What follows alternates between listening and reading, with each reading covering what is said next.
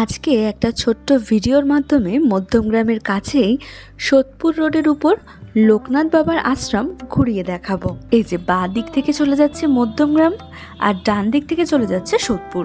রাস্তার ঠিক উপরেই এই আশ্রমটা। চলুন এবার ভেতরের দিকে যাওয়া যাক।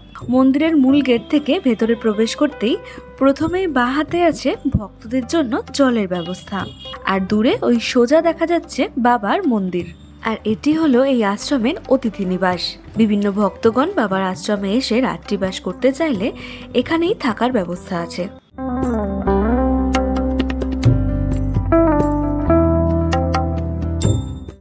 যেমনটা আমরা জানি যে প্রত্যেকটা লোকনাথ বাবার মন্দিরেই একটি করে শিবলিঙ্গ থাকবে, এখানেও কিন্তু ঠিক তেমনটাই। বাবার ডান পাশে রয়েছে একটা বড় শিবলিঙ্গ।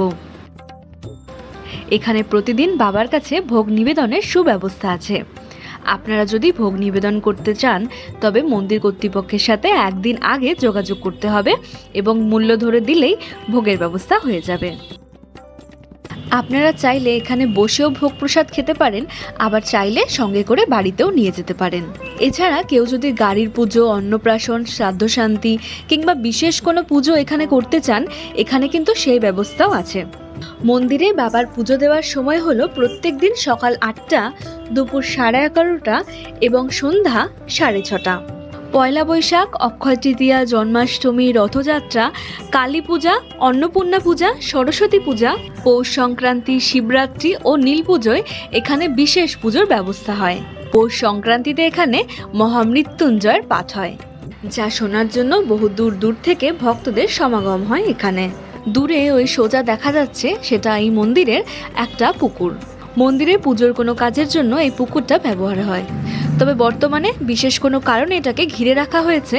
বিনা অনুমতিতে এখানে প্রবেশ নিষেধ। সব শেষে বলি, মন্দির খোলা থাকে প্রত্যেক দিন সকাল 7টা থেকে বেলা 12টা পর্যন্ত, আর বিকেলবেলা 4টে থেকে সন্ধে 7টা পর্যন্ত।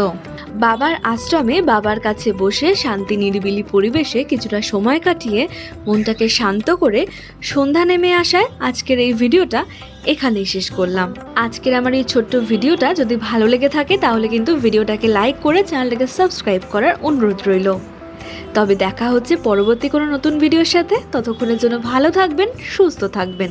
আর এই আশ্রম সংক্রান্ত কোনো প্রশ্ন থেকে থাকলে আমাকে কমেন্ট সেকশনে জানাতে পারেন।